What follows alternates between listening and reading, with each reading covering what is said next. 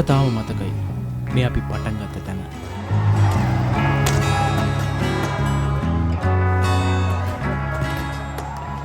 හරියටම අදින් අවුරුද්දකට කලින් 2022 මාර්තු 31 වෙනිදා අපි මිරිහානෙන් එක්ස්පෝෂර් පටන් ගත්තා. එදා මේ රටේ දැවැන්තම ජන නැගිටීම නැත්නම් පොදු මහජන අරගලයට ජවය සපයපු දවස. එක්ස්පෝෂර් අපි ශ්‍රී ලංකාවේ ඩිජිටල් මාධ්‍ය වංශ කතාවට අත්පොත් තියපු දවස. නමුත් ඇත්තෙන්ම කොළඹදී අරගලය මහපාරට ආවේ එදා නෙවෙයි. ඊට කලින් දවසේ. මාර්තු 30 වෙනිදා. ඒ එකම එක Facebook සටහනකින්. ඇත්තටම ওই පෝස්ට් එක දාන වෙලාවේ මම හිතේ මගේ පෙම්වතියත් එක්ක දුරකථන සංවාදයක. ඉතින් ඒ කාලවකවානුව වෙනකොට අපි සුපුරුදු එදිනෙදා කතා බහට වැඩිය අපි කතා කරේ රටේ තියෙන ප්‍රශ්න ගැන අපිට මොකද්ද කරන්න පුළුවන් කොහොමද මේකෙන් ගොඩ එන්න. අන්න ඒ වගේ තැනකට තමයි අපේ මිත්‍රයන් එක්ක සංවාද පවා ඒ තැනට තමයි ඇවිල්ලා හිටියේ අපේ රටේ තරුණ පරම්පරාව. ඒ වගේ සංවාදයක් අතරතුර තමයි තීරණයකට ආවේ මේකට මොකක් හරි කරන්න ඕනේ. තවදුරටත් මේක සෝෂල් මීඩියා වලින් විතරක් කතා කරලා බෑ. මොකද එදිනෙදා හැමෝම මුහුණ දුන්න ප්‍රශ්න ටික ඒ තිබුණ ආර්ථික පීඩන තත්ත්වයක් එක්ක අපේ යාළුවෝ මොන වගේ තත්ත්වයක ඉන්නේ කියන එක හැමතැනම බලද්දි නිවුස් ෆීඩ් එක බලද්දි පේන්න තිබ්බද. ඉතින් තවදුරටත් සෝෂල් මීඩියා වලම මේක සීමා වී යුතු නෑ. මේක මහපාරට ගේන්න ඕනේ, මේක භූමියට ගේන්න ඕනේ කියන සිතුවිල්ල ආවා. මම ඇත්තටම හිතුවේ නෑ ලොකු සෙනගක් ඇවිල්ලා මිනිස්සු සම්බන්ධ වෙලා වැඩක් වෙයි කියලා. නමුත් ඒක පුදුමයක් වුණෙත් නැහැ. මොකද ඒ සිතුවිල්ල ආපු එකම මිනිස්සයා මම නෙවෙයි. ඔබට මේ ඓතිහාසික පින්තූරය මතකද? සමස්ත අරගලය පුරාවටම වැඩියෙන්ම යොදා ගැනුණු අරගලයේ සංකේත අතර මේ පින්තූරයත් මුල් පෙළේම තිබුණා. මේ පින්තූරයේ කතාව ගැන අපි එහි අයිතිකාරයාගෙන්ම ඇහුවා. 31 වෙනිදා ඇත්තටම දුක් සම්පූර්ණ හම්බයක්. මම මුලින්ම හිටියේ පිටකොට්ටේ හන්දිය. පිටකොට්ටේ හන්දිය ඉඳලා මිරිහාන පැත්තට යවෙන්නේ ඇත්තටම දුක් අහම්බෙන්. මිරිහාන පැත්තට යනකොට එතන තිබ්බ හරි ලස්සන වැඩ. මිනිස්සු පන්තන් අරගෙන කවි කියලා, සින්දු කියලා හරි ලස්සන විරෝධයක් එතන තිබ්බා. එතන මහා අමුතු සාමූහික හැඟීමක් තිබ්බා. මිනිස්සු එතන එකතු වෙලා තිබ්බේ ක්‍රියේටිවිටි ඒ එකමුතුව හරි අමුතු තැනකට මිනිස්සුන් අරගෙන ආවා. ඒ අරගලේ මැද්දේ එක අම්මා කෙනෙක් තමන්ගේ බබාව වඩාගෙන බෝඩ් එකක් ඉස්සරහ. මම පුංචි ළමයින්ට හරි ආදරේ කෙනෙක්. මම ගොඩක් පුංචි ළමයින්ට ආදරේ නිසා ඒ පොඩ්ඩව බලන්න කියලා. ඒ පොඩ්ඩ හිටියේ ගොඩාක් මහන්සියෙන්. හරිම තෙහෙට්ටුවේ. ඒත් ඒ අම්මගේ තිබ්බ ජවය මට අදවත් කතා කරද්දී ඇඟට හිරිගඩු පිපෙන තරමට මාරපො. ඒ අම්මා ඉල්ලුවේ තමන්ගේ දරුවට හෙට දවස්. ඒ පොඩ්ඩගේ තෙහෙට්ටුව දැක්කම ඒ මම දැක්කේ එතන ෆොටෝ එකක්. මම මගේ ෆෝන් එක අරගෙන ඒ මූමන්ට් එක කැප්චර් කරා.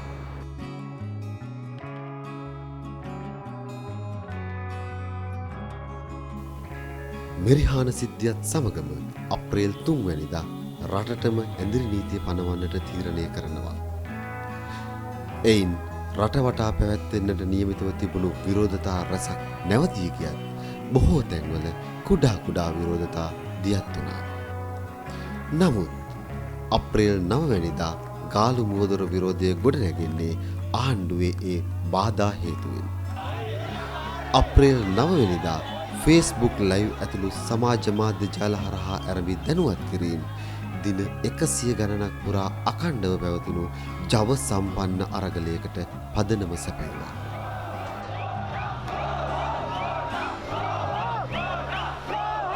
උදාහරණයක් හැටියට දැන් සෝෂල් මීඩියා කාර්යවනේ අපි.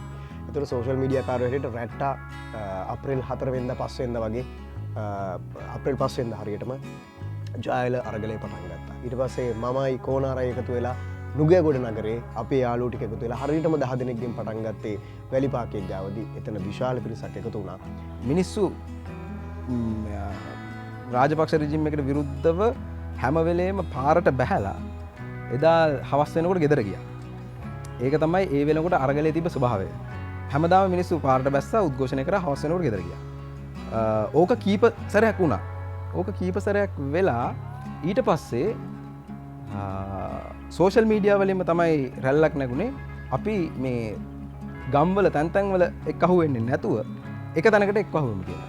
එතෙන්දි තමයි අපි තීරණය කරන්නේ අප්‍රේල් 9 වෙනිදා එනවා කියලා ගෝල් ෆේස් අරගල භූමියට. ගෝල් ෆේස් අරගල භූමියට එදා ඒ කියන්නේ එදා ඒ කියන්නේ අරගල භූමියක් වෙයි කියලා කිසිම ඒ කියන්නේ තමේක සිතුවිල්ලක් තිබ්බේ නැහැ. වැරදි ජෙනරේෂන් එකත් එක්ක හැප්පුණ ආණ්ඩුවට ඒ ජෙනරේෂන් එකට තිබ්බ ලොකුම අවිය තමයි ෆෝන් එක. ෆෝන් එකයි සෝෂල් මීඩියා පවර එකයි. ඒ කියන්නේ අපි දන්න එතෙන්න මොබයිල් කියන්නේ කොච්චර සංඛ්‍යාවක් එතෙන්ට එතන තිබ්බද කියලා. හැබැයි හැම පුළුවන් හැමෝම පුළුවන් හැටියට තමන්ට තේරෙන විදිහට ලයිව් එකක් ගියා. මැයි 9 වෙනිදා අපිට ආරංචි එනකොට ජනාධිපති මන්දිරේ අගමැති මන්දිරේ රැස්වීම තියලා ඉවර වෙලා මිනිස්සු එළියට බහැලා මයිනගෝ ගමට ගහනවා කියලා. ආරංචි එනකොට අපි හිටියේ ගෝල් ෆේස් එකේ. මමත් රැට්ටත් කෝනාරත් තීරණය කරනවා අපි 3 තැනකින් නම් මේක කොහොම හරි මිනිසුන්ට පෙන්නමු, මිනිසුන්ව ගෙන්නමු, මිනිසුන් කොහොම හරි අපිට මේක මිනිසුන්ට මැසේජ් එකක් කියලා අපි මේක බේරගමු. මේක ගහලා දැම්මොත් එහෙම අපිට ආයෙ වෙන භූමියක් නැහැ කියන බය අපිට ඇති වුණා. ඉතින් ඒ නිසා මම මුලින්ම දිව්වා ගෝල් ෆේස් හෝටලේ පැත්තට. ඒ පැත්තෙන් ඩිලාන් ලයිව් එක පටන් අරන් තිබ්බා. ලයිව් එකෙන් අප්ඩේට් එක ආවා. මිනිස්සු මේ පැත්තට එනවා. ඒ 2000ක් විතර මිනිස්සු කඩුගුල වරන් මේ පැත්තට එනවා කියන අප්ඩේට් එක අපිට ආවා. අප්ඩේට් එක අපිට ආව කියන්නේ මුළු ලංකාවටම ගියා මේ මිනිස්සු මෙහෙම ජනාධිපති කියන්නේ අගමැතිත් එක්ක ඉඳලා ඉවර වෙලා ගිනි තියාගෙන එනවා කියලා. එකම සිතුවිල්ල තමයි ඔළුවට ආපු මොනවා හරි වුණොත් මිනිස්සු දැනගන්න ඕනේ මොකද වෙන්නේ කියලා. මැරුණොත් මැරෙන එකත් ලයිව් එකේ පේන්න ඕනේ කියලා හිතාගෙන තමයි ලයිව් එක ඔන් කරේ. මේකේ වැදගත්ම කාරණය තමයි අපි ආතල් පෙන්නපු පිස්සු කෙලපුව පෙන්නපු Facebook live ඊට වඩා බොහොම ලස්සන විදිහට අපිට ලොකු මැසේජ් එකක් ලොකු ඉම්පැක්ට් එකක් යොදන්න පුළුවන් වුණා කියලා මම විශ්වාස කරනවා. මොකද අපිවත් හිතුවේ නෑ මිනිස්සු මේ විදිහට මේ මැසේජ් එක අරගෙන ගමට යයි කියලා. ගම මේකට එයි කියලා. මේ තාක්ෂණයේ යුග ගෝල් ෆේස් අරගලයත් තාක්ෂණයෙන් උපරිම පොහොසත් වුණා මිසක් එහි කිසිදු අඩුවක් තිබුණේ නැහැ. රැන්ඩි ක්‍රිස් පෙරේරා ජාත්‍යන්තර කීර්තියට පත් සජීවීකරණ ශිල්පිය. ඔහුගේ ග්‍රැෆික් නිර්මාණ සහ සජීවීකරණ නිර්මාණ සමස්ත අරගලයටම නවීන හැඩයක් සහ අලුත් වටිනාකමක් එක් කළා. I've been involved in media and communications for almost 20 years, and I know how it takes a lot to formulate a plan and look at the marketing plan and strategize and give out the message. So it plays a vital role in really spreading awareness and getting the word out there. I should take the time to really take the time in this cause and really give my contribution. So that's what happened last year. Right after March 31st, it came to a very peak point, and where me and my partner subconsciously decided to involve ourselves because we felt it's our duty, our civic duty as citizens in Sri Lanka to take part in this. Galle Face අරගලය සෑම අතින්ම පොහොසත් අරගලයක්. එහි විචිත්‍රත්වය ලොවට රැගෙන ගියේ ඊට දායක වූ ඡායාරූප ශිල්පී. සිය ගණනක් දෙනා ඒ කාර්යයට දායක වෙද්දී අන්තර්ජාතික මට්ටමින් ඇගයුම් ලබන ඡායාරූපකරණයක නිරත වූ තිලින කළුතොටකේ නම් තරුණ ඡායාරූප මාධ්‍යවේදියා මුළු අරගලය පුරාවට ගාලු මුවදොර රැඳී සිටියා. ඒ වගේම ගෝල් ෆේස් මහජන අරගලයේ මාධ්‍ය භූමිකාව හිතන තරම් පහසු එකක් වුණේ නැහැ. ඒ මාධ්‍ය කටයුතු වල නිරත වූ බොහෝ පිරිස් බොහෝ බාධක මැද්දේ සිය මාධ්‍ය වගකීම නොපිරිහෙලා ඉටු කළා. වින්දන ප්‍රසාද් කරුණාරත්න සහ ජනිත හර්ෂණ දින 100 ඉක්ම වූ දෙවන්ත මාධ්‍ය මෙහෙවරක් එහිදී ඉටු කළා. ஒவ்வொரு ஆர்ப்பாட்டங்களிலும் ஒரு ஊடகவியலாளருக்கு என்னெல்லாம் சிக்கல்கள் ஏற்படுமோ அந்த அனைத்து சிக்கல்களையும் நான் சந்தித்தேன். மே 9ஆம் தேதி ஏற்பட்ட பாரிய ஒரு போராட்டம். சிலரால் நான் தாக்கப்பட்டும் இன்று வரை எனது ஊடக பணி தொடர்ந்து கொண்டிருக்கின்றது. சில இடங்களில் ஆர்ப்பாட்டங்களை நேரலையாக காண்பிக்க வேண்டிய கட்டாயம் ஏற்பட்டது. அப்படியான சந்தர்ப்பங்களில் மக்கள் பார்த்து கொண்டிருக்கும் 1,00,000 பேரோ அதுக்கு அதிகமானவர்களோ அதை பார்த்து கொண்டிருப்பவர்கள் அவர்கள் கண்மட்டத்தில் என்னத்தை பார்க்கின்றார்களோ அதை நான் காண்பித்தேன் என்பதில் நான் பெருமை அடைகின்றேன். ඉතින් මේ දේවල් මෙහෙම වෙනකොට අරගලයේ මාධ්‍ය භූමිකාව ඉටු කරපු බොහෝ පිරිස් විවිධ ගැටලු වලට මුහුණ දෙන්න පටන් ගත්තා. මේ හැම වෙලාවෙම අපිව පරිස්සම් කළේ. නැත්නම් අපිව බලාගත්තේ අපේ ජ්‍යෙෂ්ඨයෝ. නැත්නම් අපිට උඩ පරම්පරාවේ හිටපු මිනිස්සු. හැම වෙලාවෙම මේගොල්ලන්ට ප්‍රශ්නයක් තිබුණා එකක් ආරක්ෂක අංශ වලින් සහ සම්මත මාධ්‍යයි කියලා අඳුන්වන අයගෙනුත් මේගොල්ලන් කවුද? අපි තමයි සම්මත මාධ්‍ය. මේගොල්ලන් අඳුනගන්නේ කොහොමද? මේගොල්ලන්ට ඩෙන්ටිටි තියෙනවද නැද්ද? ඊට පස්සේ උපකරණ පැත්තෙන් ගත්තමත් ওই ප්‍රශ්නේ තිබුණා.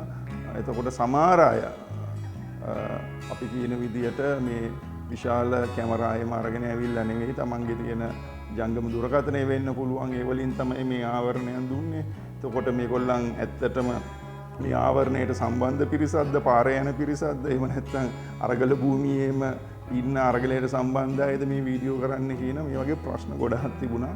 ශ්‍රී ලංකා වෘත්තීය ජනමාධ්‍යවේදීන්ගේ සංගමයේ විදියට අපි තීන්දුවක් ගත්තා. ඉක්මනින්ම අපි ජනමාධ්‍යවේදීන්ව යම් විදියකට අඳුන ගන්න දෙන්න ඕනේ ඒගොල්ලන්ට කබායක් කියලා ජැකට් එකක්.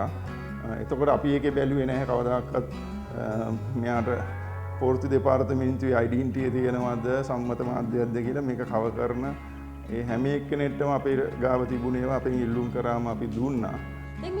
අරගලය රටවටෙන් පාරට බහිද්දී එය සංසුන්ව සහ සාමකාමී මාවතට තබා ගන්නට උත්සාහ කළ පාර්ශව රැසක් හිටියා. SL බ්ලොග් එවැනි පාර්ශවයක්. ඔවුන් දිගින් දිගටම සාමකාමී අරගලයක් වෙනුවෙන් සිය මාධ්‍ය ක්‍රියාන්විතය මෙහෙයවුවා. අපි ඔක්කොටම ලොකු බයක් ආවා මේ මාර්තු 31 වෙනිදා සිද්ධියත් එක්ක. මිරිහානේ සිද්ධියත් එක්ක. මොකද ඒ සිද්ධියත් එක්ක අපි දැක්ක වේගෙන් කට්ටිය අරස් කරන්න පටන් ගත්තා. ඒකට දෙන්න පුළුවන් අර සාම්ප්‍රදායික පීඩනය දාන්න බෑ. හැබැයි අපි දැනන් හිටියා මේ මිනිස්සුගේ අරගලේ එන්නේ අහේතුකව නෙවෙයි. ඒකට හේතු ඒ වෙනකොටත් හැදලා ඉවරයි. එතකොට ලොකු පව කට්සල්ට ගිහිල්ලා ඒකට ඉවර වෙන උත්තරයක් නැති දවස් ගානකට ඇවිල්ලා ඉතින් අපි හිතුවා ස්ටුඩියෝ එකෙන් එහාට අපිට මේකට කරන්න වැඩක් තියෙනවා. ඒ තමයි මේක සාමකාමීව තියාගන්න. සාමකාමීව කියන්නේ ඒ කියන්නේ තවදුරටත් ඒක ස්ටුඩියෝ එකේ ඉඳගෙන කොහොම කැමරාවක් ඉස්සරහා මේක මොනොලොග්ස් වලින් විතරක් බැරි වෙයි. කරගෙන යන්න බැරි වෙයි කියන බය ආවා. ඒ කියන්නේ හෙට මගේ අම්මා තාත්තා පාරට බැස්සොත් හෙට මං අඳුරන මිනිස්සු පාරට බැස්සොත් කෙලින්ම මේක කිව්වොත් අපි ප්‍රෝ අරගලය කියන තැනට ආවා. ඒ කියන්නේ අපි ප්‍රෝ අරගලය කියන තැන ඉඳගෙන තමයි අපි මොනොලොග් කරේම ප්‍රෝ අරගලය කියන තැන ඉඳලා. ඉතින් මම කියන්නේ මේක මේ අපි විතරක් කරපු එකක් නෙවෙයි. ඔව් ඒකත් ඔව්. ඒ වෙනකොට කන්ටෙන්ට් ක්‍රියේටර්ස්ලා විශේෂයෙන්ම මම හිතන්නේ මේකේ සිග්නිෆිකන්ට් රෝල් එකක් කරපු කෙනා තමයි බරතයි තරිඳු. ඒක මතක් කරන්න ඕන මේ. විශේෂයෙන්ම බරත එහෙම මේ සමහර දාට ලයිව් වෙනවා රෑ එළි වෙනකම් මතකයිනේ. මාධ්‍ය වෘත්තිකයන් හැටියට වැඩ කරන අය විතරක් නෙවෙයි. ලංකාවේ හැම මිනිහෙක්ම මාධ්‍යවේදියෙක් බවට පත්වෙච්ච කාල පරිච්ඡේදයක් තමයි ගිය ගෙවිච්ච අවුරුද්දක කාල පරිච්ඡේදය කියලා කියන්නේ. තීරණාත්මක සම්දිස්ථානයක් හැටියට මාර්තු 31 වෙනිදා සලකුණු කරගත්තොත් ඒ මාර්තු 31 සිට මේ මාර්තු 31 දක්වා වසරක කාල පරිච්ඡේදය තුල ලංකාවේ මාධ්‍ය භාවිතාව සම්බන්ධයෙන් මාධ්‍ය විශ්වසනීයත්වය සම්බන්ධයෙන් මාධ්‍ය කාර්යභාරය සම්බන්ධයෙන් ඉතාම තීරණාත්මක කාර්ය පරිච්ඡේදයක් බවට පත් වුණා. ඒ ගෙවිච්ච කාල පරිච්ඡේදය තුලේ අපි ඉතාම හොඳින් දැක්ක කාරණාව තමයි රූපවාහිනී ගුවන් විදුලි පත්තර කියන සාම්ප්‍රදායික අපිට හුරු අපි මෙච්චරකල් විශ්වසනීය තොරතුරු සපයන මාධ්‍ය හැටියට විශ්වාස කරලා තිබුණු ඒ මාධ්‍ය අර්ථපති න්‍යාය පත්‍රයන්ට අනුව කටයුතු කරන මාධ්‍ය අභිබවා යමින් සමාජ මාධ්‍ය සමාජය තුල බලවත් වෙන එක. මාධ්‍යයක් අරගලයට සහයෝගය දෙන්න ඕනේ නැහැ. මාධ්‍ය කැරලි වලට සහයෝගය දෙන්න ඕනේ නැහැ. නමුත් මාධ්‍යට වගකීමක් තිබෙනවා. ඇත්ත ඇති සැටියෙන් වාර්තා කරන එක විකෘති නොකොට. මේ තීරණාත්මක දවසට අවුරුද්දක් පිරෙන දවසේදී අපි හැමෝම ඉතාම ගෞරවයෙන් මතක් කරන්න ඕනේ. මේ රටේ හැම මිනිහෙක්ම ජර්නලිස්ට් කෙනෙක් නොවුණා නම් මේ රටේ හැම මිනිහෙකුගේම Facebook ප්‍රොෆයිල් එක ප්‍රවෘත්ති sannivedanaya කරන තොරතුරු sannivedanaya කරන මාධ්‍යයක් නොවුණා නම් ගෙවිච්ච අවුරුද්ද මීට වඩා හුඟක් වෙනස් වෙන්න ඉඩ තිබෙනවා. Xposure Media මාර්තු 31 වෙනිදා ඉඳන් මේ අරගලය අවසානය දක්වාම අරගලය ඉවර වෙලා නැහැ. නමුත් ඒක තනක් සලකුණු කරගත්තොත් ගෝඨාභය රාජපක්ෂ ගෙදර යාම කියන එක සලකුණු කරගත්තොත් ඒ වෙනකන්ම මහපාරේ බහැලා තැන බහැලා භූමියේ ඉඳගෙන අදාළ තැන ඉඳගෙන Tamanගේ කාර්යභාරය ඉෂ්ට කරන්න මැදිහත් වෙච්ච මාධ්‍ය කණ්ඩායම. අපි මාධ්‍ය ආයතනයක් විදිහට වාර්තා කරද්දී අපිට රාජ්‍ය මර්ධනයට මුහුණ දෙන්න සිදු වුණා. ඒ වගේම රාජ්‍ය ත්‍රස්තවාදයට මුහුණ දෙන්න සිදු වුණා. එතනින් එහාට ගියොත් විශාල වශයෙන් සමාජ පෙරළීම් වලට නිරායාසයෙන්ම අපි ඇදිලා ගියා සහ ඒවට මාධ්‍ය ආයතනයක් විදිහට මුහුණ දෙන්න සිදු වුණා. එතකොට මේ අපි මුහුණ දුන්න කරකශ සිදුවීම එක අපි මාධ්‍යවේදීන් විදිහට අපිට අනාරක්ෂිත බවක් දැනෙන තැන්වලදී අපි අන්තර්ජාතික මාධ්‍ය සංවිධාන වලින් ඔවුන්ගේ උපකාර පැතුව. ඉතින් අපිට Center for Protect Journalist අන්තර්ජාතික ජනමාධ්‍යවේදීන් ආරක්ෂා කිරීමේ සංවිධානයේ IPJ වගේ අන්තර්ජාතික සංවිධානත් එක්ක අපිට සම්බන්ධ වෙලා කටයුතු කරන්න ලැබුණා.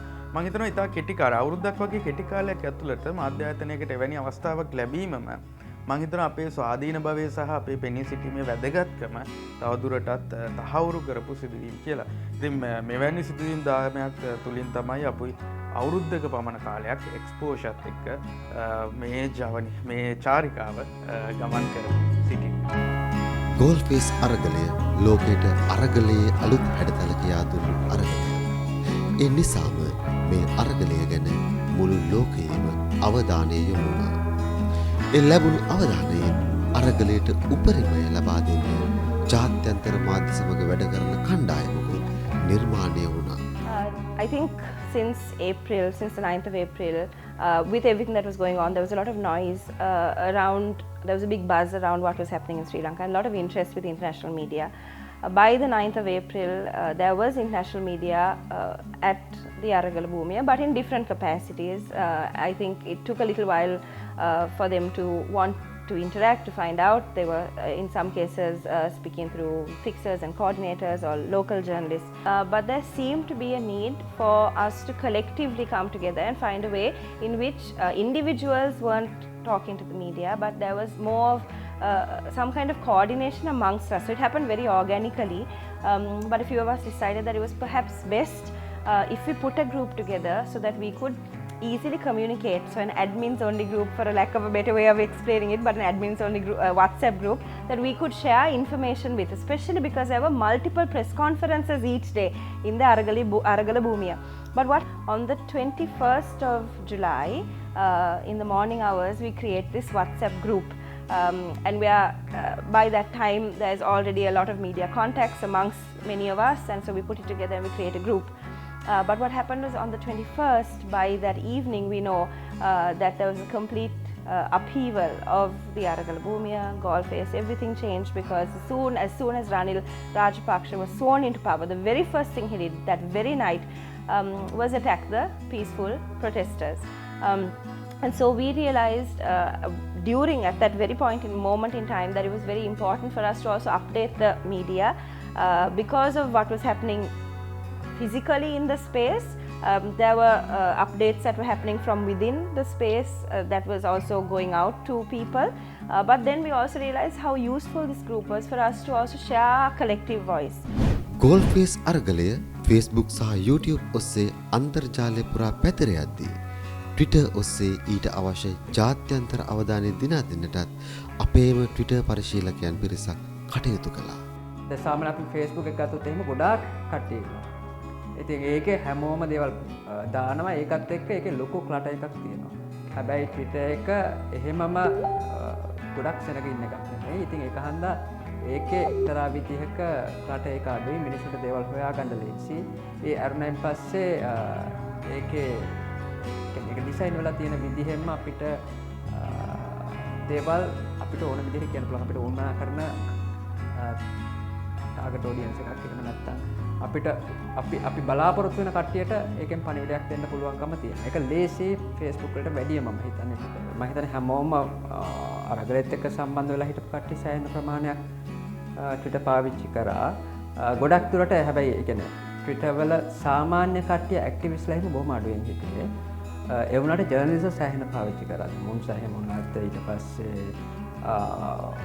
එතනින් එහාට ගියාම ආවින්දා ඒගොල්ලෝ developed කරා. I think individuals, Prasad comes to mind as somebody who was very consistently both on ground and kind of sharing what was happening with a wider audience. And I have to talk about Prabodh and Diyani, who were people who were running their own space that was kind of entertainment, social issues before. හැබැයි ඒ කියන්නේ ගොඩක් කට්ටිය ඇක්ටිවිස්ට් කෙනෙක් කියන තැන නෙමෙයි ඒගොල්ලෝගේ ඒ කියන්නේ main role එක හැඩ ගහලා තිබ්බේ දැන් අපි සාමාන්‍යයෙන් ෆේස්බුක් එකේ ගත්තොත් එහෙම මිනිස්සු කතා කරන දෙයි ඒකේ කතා කරපු දෙය අතර ලොකු වෙනසක් තිබ්බා. A friend of mine who probably has never been to a protest ever in his life. He was a very, somebody who played very safe. He had a job in the technology industry. He, didn't really voice things about political issues. He was concerned, but he wouldn't ever step out of his house to voice his frustration or anything like that. And seeing him there and seeing some of the videos that came out from him was when I realized, wow, this is not just people who've always been speaking up. This is not people who've always been protesting. These are people who've been at home, seeing what has been happening, seeing how unfair and corrupt and terrible our current situation was, just stepping out onto the streets. Social media එක්ක ඉන්න හැම මිනිස්සෙක්ම තමුන් journalist කෙනෙක් නැත්නම් තමුන් report කරන්න පුළුවන්කම තියෙන මොනවාද වෙන්නේ කියන එක ගැන. ඉතින් මම හිතනවා මේ අලුත් ජෙනරේෂන් එකට පුළුවන්කමක් තියෙනවා රටේ වෙන දේවල් ඒ විදිහට මිනිස්සුන්ට ඉදිරිපත් කරන්න. I think this needs to continue. It shouldn't be something that because there was a full queue we came out, because there wasn't medicine in the hospitals that we came out. We don't have to come to this really sad, terrible point of death for us to come and speak up. We have all the tools we need. You have a phone on your hand. And I think what we need is to take 3 or 4 more steps ahead in how we act on our civic responsibility. And figuring out where we want to act, whether it's about corruption, civic education, taking civic education to schools, making people aware of how to elect somebody well, holding your parliamentarians accountable. Choose where you will take civic action and how you will take civic action so that we don't need a chapter 2 of what happened last year. මේ කතාව මෙතනින් අවසానයි. ඒ වගේම මෙතෙක් දුර ආපු exposure අපේ කතාවත් මෙතනින් ආවරයි. ඕනෑම ආරම්භයක් ඉක්මනින් හෝ පහුවෙලා ඒක අවසන් කළ යුතුමයි. ඉතින් මේ අපි අවසන් කළ යුතු වේලාව. එක්ස්පෝෂර් අපි ඔබෙන් මේ විදියට සමුගන්නවා. සමහර විට අලුත් දවසක අලුත් විදියකට අපි අලුත් නවාතැනකදී හමු වේවි. එතෙක් අප දරාගත්තාට ස්තුතියි.